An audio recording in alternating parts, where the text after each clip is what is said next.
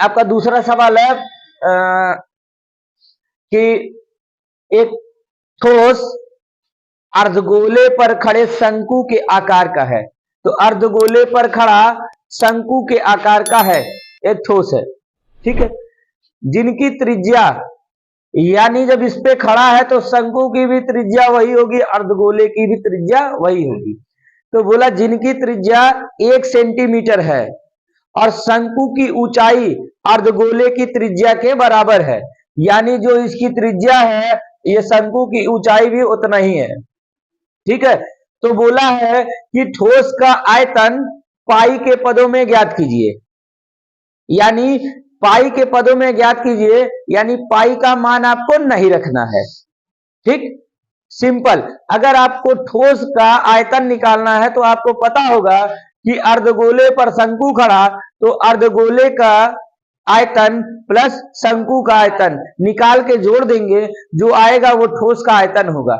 तो चलिए पहला चीज जो दिया है वो लिख दिया है अर्धगोले तथा शंकु दोनों की त्रिज्या 1 सेंटीमीटर है, ठीक, तथा शंकु की ऊंचाई r सेंटीमीटर है, r सेंटीमीटर है, यानी अगर ये त्रिज्या आपका r मैंने इसलिए लिख दिया है कि आपको ये पता चल जाए कि इस त्रिज्या के बराबर ही ऊंचाई है, इसीलिए मैंने r लिख दिया है, ठीक है। तो आप सवाल में जब सॉल्व करिएगा तो r के जगह 1 लिख दीजिएगा, ठीक है, जो दिया है, ठीक। अब देखिए अर्धगोल ठोस का आयतन बराबर अर्धगोले का आयतन प्लस शंकु का आयतन। अर्धगोले का आयतन का फार्मूला है 2/3 पाई r क्यूब प्लस शंकु के आयतन का फार्मूला होता है 1/3 पाई r स्क्वायर h। h ऊंचाई, तो ऊंचाई r है इसलिए यहां पे r लिख दिया गया। देखिए पाई r क्यूब,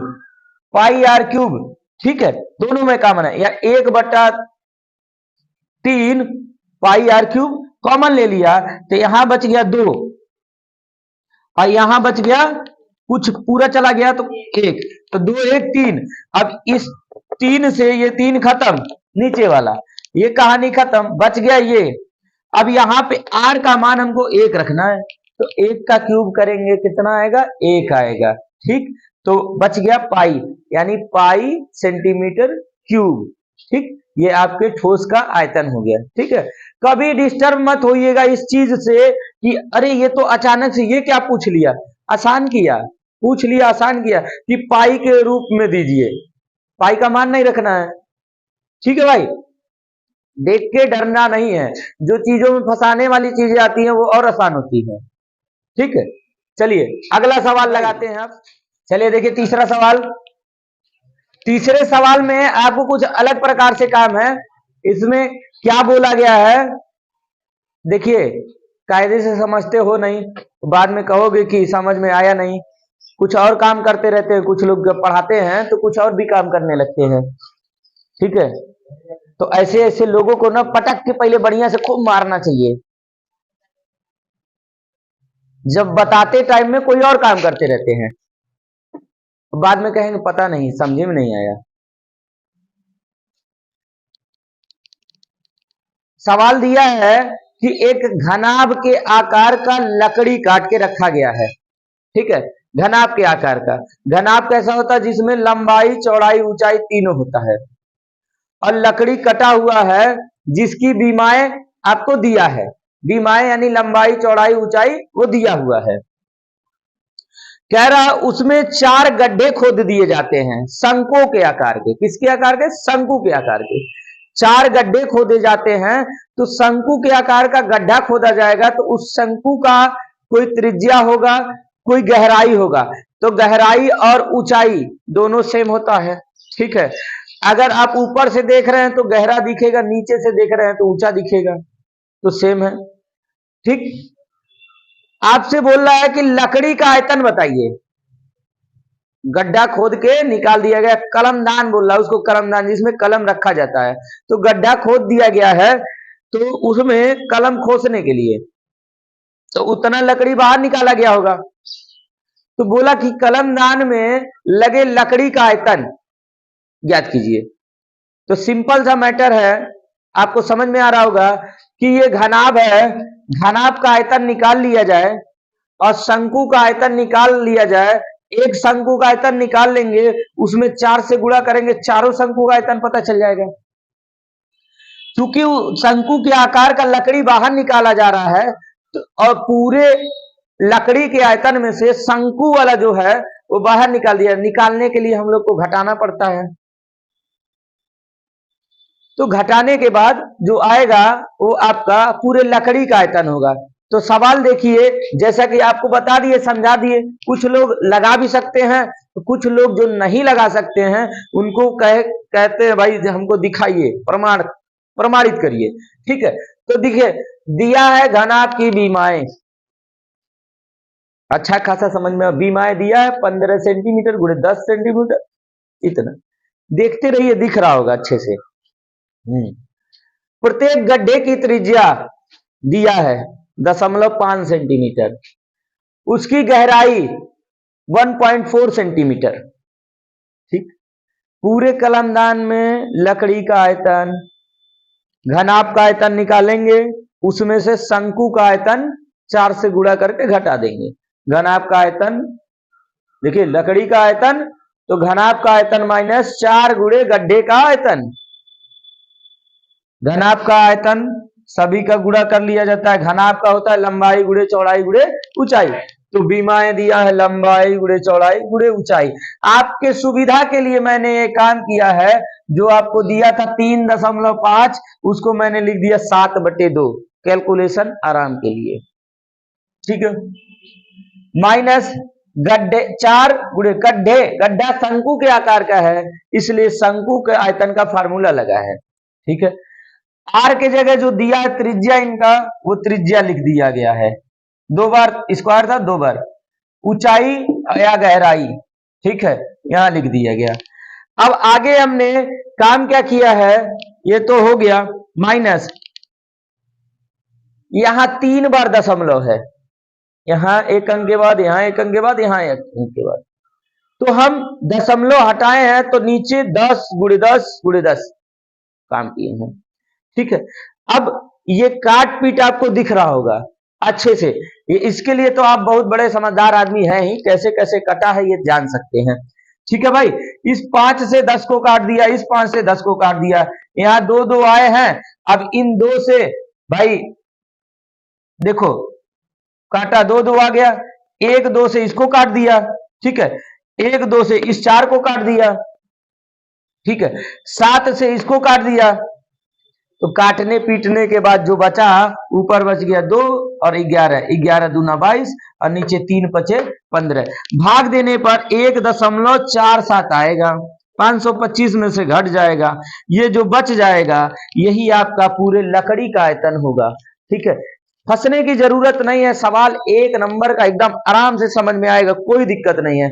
ठीक है, चलिए अब नेक्स्ट क्वेश्चन। देवी और संजनों, आप लोगों से नम्र निवेदन है कि शांति बनाकर बैठ जाएं। हमारे सर को कुछ आवश्यक कार्य पड़ जाने के कारण उनको जाना पड़ा और हमको यहाँ पर आना पड़ा। आज हमको मौका अपनी काबिलियत को दिखाने के लिए इस सवाल को आज हमको समझाना है, तो प्लीज जो भी गलती हो माफ करें और गलती को कमेंट बॉक्स में लिखें। तो आइए आज हम आपको ये सवाल समझाते हैं। सर यही कहते हैं बार बार, पढ़ो ऐसा कि पढ़ा सको, करो ऐसा कि दिखा सको। तो ही आज आप हमको आज दिखाना है सर को कि सर आज हम ऐसा पढ़े कि हम पढ़ा सकते हैं। प्लीज आप लोगों से अनुरोध है कि जो भी गलतियां हो कमेंट बॉक्स में लिखें, उस गलती को हम सुधारेंगे। सर ये भी बोलते हैं कि तुम ये 150 बच्चे यहाँ पर जो बैठते हैं, इन सभी में से तुम सबसे ज्यादा कमजोर हो। तो हमको बहुत जलन हुआ कि क्यों हम इन लोगों से इतना कमजोर हैं। तो आज हमको मौका मिला है ये सवाल समझाने का। प्लीज जो भी गलतियां हो कमेंट बॉक्स में लिखें। आइए आज इस सवाल पे चलते हैं। देखिए एक ये बेलनाकार वो है ट्रायंगल, तो जो दिया है इसमें इसको लिख लेते हैं। तो अर्धगोले की त्रिज्या 60 सेंटीमीटर है, अर्धगोले का त्रिज्या 60 सेंटीमीटर है, तो इसको लिख लेते हैं। फिर शंकु की ऊंचाई इस बीच में जो इस शंकु है इसकी ऊंचाई 120 सेंटीमीटर है, उसको लिख लिए हैं। फिर शंकु की त्रिज्या यही होगी जो शंकु में है, यही इसकी त्रिज्या होगी। फिर बेलन की ऊंचाई जो दिया है ये पूरा बेलन, इसका 180 सेंटीमीटर है, 180 सेंटीमीटर है, इसको भी लिख लेते हैं। फिर बेलन की त्रिज्या दिया, बेलन का त्रिज्या है 60 सेंटीमीटर, उसको भी लिख लेते हैं, ठीक। फिर शेष बचे हुए जल का आयतन फिर हम लोग फार्मूला लगाएंगे। बेलन के आयतन में से हम लोगों को अर्धगोला का आयतन प्लस शंकु का आयतन घटाना है। तो बेलन का फार्मूला ये होता है पाई आर स्क्वायर एच, माइनस लगा देंगे। फिर अर्धगोले का फार्मूला लिखेंगे 2/3 पाई आर क्यूब प्लस इसका हो गया। अब शंकु का आयतन 1/3 पाई आर स्क्वायर एच, इसका है, इसका लिख दिया हम लोग। फिर अब जो दिया है अब हम लोग फार्मूले में रखेंगे। तो देखिए अब पाई का मान आप सभी में रखेंगे तो ज्यादा कैलकुलेशन बहुत बड़ा हो जाएगा, तो इसको हम लोग लिख लेते हैं, लास्ट में एक ही बार किया जाएगा। तो देखिए त्रिज्या दिया है आपका 60, ठीक, 60, आर का मतलब वही त्रिज्या होता है, रेडिएशन।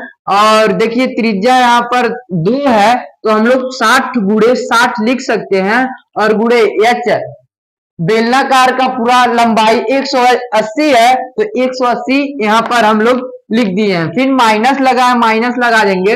फिर गोले का जो फॉर्मूला है, फॉर्मूले पे ये हम रखेंगे। तो देखिए फार्मूला है ना यहाँ पर, तो लिखेंगे 2/3 गुणे पाई, फिर गुणे, मान लीजिए यहाँ पर त्रिज्या 60 है और आर पे पावर 3 है, तो हम लोग 60 को 3 बार लिख सकते हैं।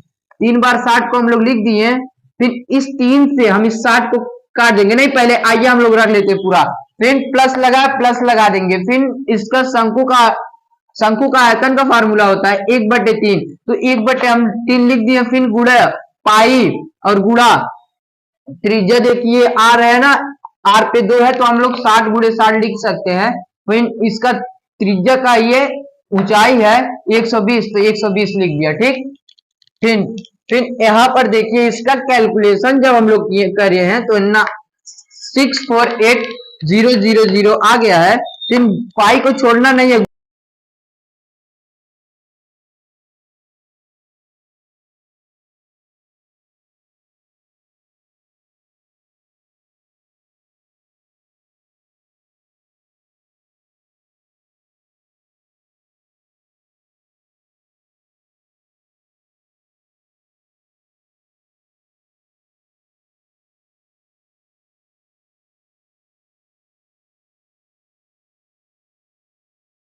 अब 3 से इस 60 को काटे हैं 20 बार में ये भी कट जा रहा है। फिर इसको जब